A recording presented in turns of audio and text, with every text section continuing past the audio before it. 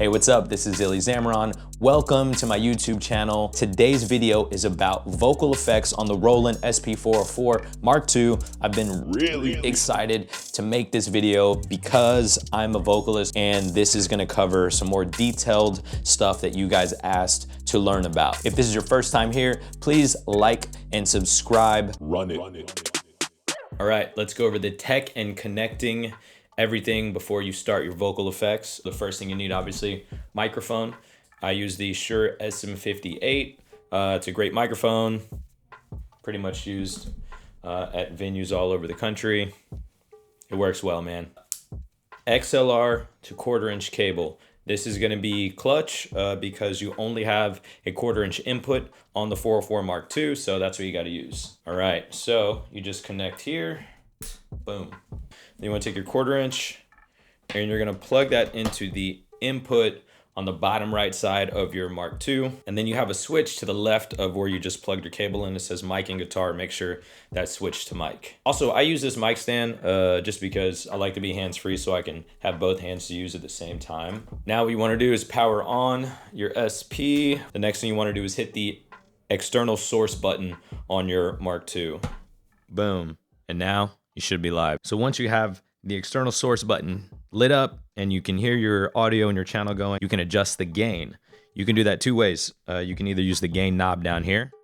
So here I'm going low, low, low, low, and there it is maxed out. But you can also hit shift and the external source button, which triggers that input setting, which we'll get to in a second. But it also has a level here, so you can use the Control-3 knob and do that. Each volume control is independently operated, so you can kind of use a combination to get whatever volume you're looking for. And once you have all that set up, you're good to go. One thing I do want to note is your external source is going to be routed potentially through different buses or dry. So you can route through bus 1, bus 2, or dry. The way you see where you're currently at is you want to hit shift, hit the effects setting button. You see I got here to this tab. And I'm gonna use the Control-3 knob, go all the way to the right tab, and then I can scroll down. I see input bus, and my input bus is currently on bus 1, which is where I want it. You could also press in that encoder knob, twist it to get to bus 2, or to have it dry. We're gonna leave it on bus 1 so we can apply some input effects.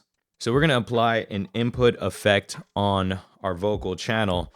Something that you always have on, so you got to keep in mind whatever effect you choose is going to be pushed through the rest of the bus pass. EQ, reverb, delay, whatever it is, it's going to run through the whole thing. So be careful on your choice here. I don't recommend doing anything too heavy on effects because if you do, it's just going to color everything a certain way. If you're about that life, go for it, but you know. Do you. We're going to do something that I would actually do here. So I'm going to hit shift, external source button.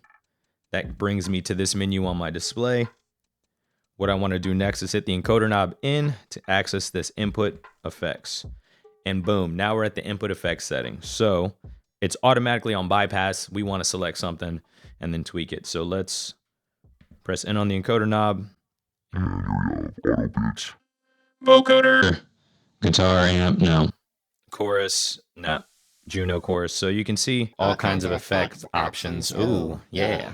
I'm going to go for reverb. This is just a classic effect that you would probably have on most vocals anyways. Once you select whatever effect it is, you can actually scroll down and in the sub menu pick some different settings. So for me on reverb, I'm already clicked in there on the encoder. I'm going to scroll down here.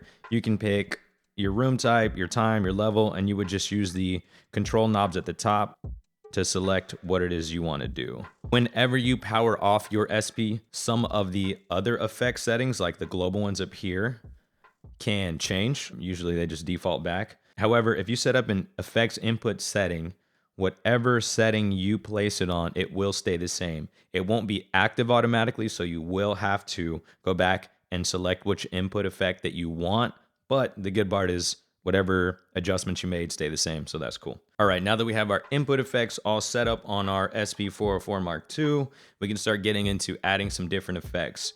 Now, before you do that, you have to decide what type of bus channel you want to roll with. I like to roll with a chained bus effect. There's also a parallel bus format you can use. I got you, bro. I got you, bro. So what you want to do first is hit Shift, go to Effects Setting. We were at this tab earlier, so you know how it works. And you want to make sure on the first tab, which says Favorites. Now, if you look currently, by default, your SP should be set up with bus 1 chained into bus 2, which means whatever effect you have on bus 1, it's going to layer into bus 2. However, if you hit your encoder knob in, you can switch that to a parallel bus setting.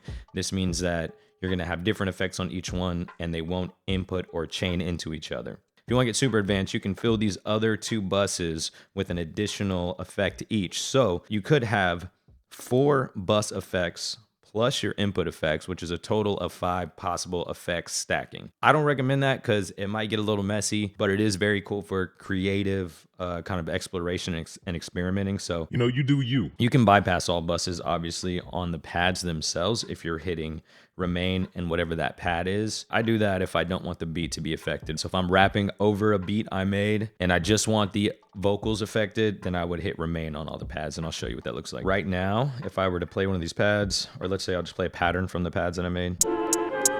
Now, if I were to hit one of these bus effects like delay, it's going to affect the pad, right? It's going to affect the music. If you don't want that happening, hold remain, hit all these pads again. Bop, bop, bop, bop, bop, bop. Now, It should work, bro. and delay should only be affected on my voice now. Yeah. You see what I'm saying?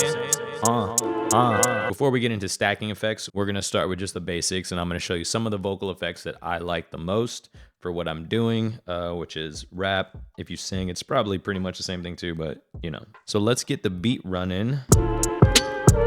Yeah, there's like a bug on my face. I don't know where it went.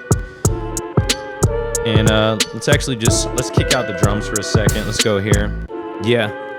So one effect that I like to use is the filter drive. This gives you a nice like dirty lo-fi effect, right? So yeah. Just want to tune that to where you like it. Yeah. 1, 2. Maybe a little resonance on there, just a little bit. Yeah. That's a cool effect to have. So that's one I dig a lot. Another effect I also dig is obviously the classic delay. Yeah. You know what I'm saying? Without it, add it, It's just a vibe. It's a vibe. Another effect that you can use right off the bat without doing any tuning to what effect is assigned where. Isolator. Isolator gives you like that nice radio effect, you know what I'm saying? It also cuts through the mix great, so let's say you added some heavier sounds in there, you're talking about,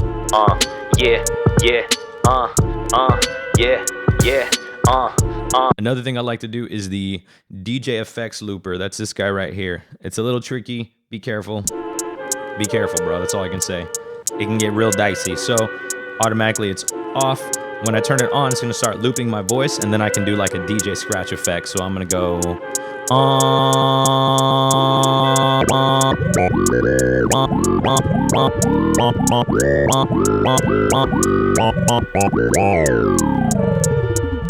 If you hit the MFX button, you're going to see a ton of different effects that you can add at any point in time. And there's 2 pages of that. I'm just going to go right now to the stopper because I like this guy a lot. And what happens when I hit the stopper function is it's going to slow my voice down and kind of pitch it down at the same time. So it's like, hey, okay, I see you, bro. Tune that a little.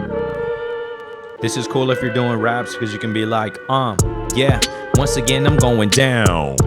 People know what's up, I'm in the town.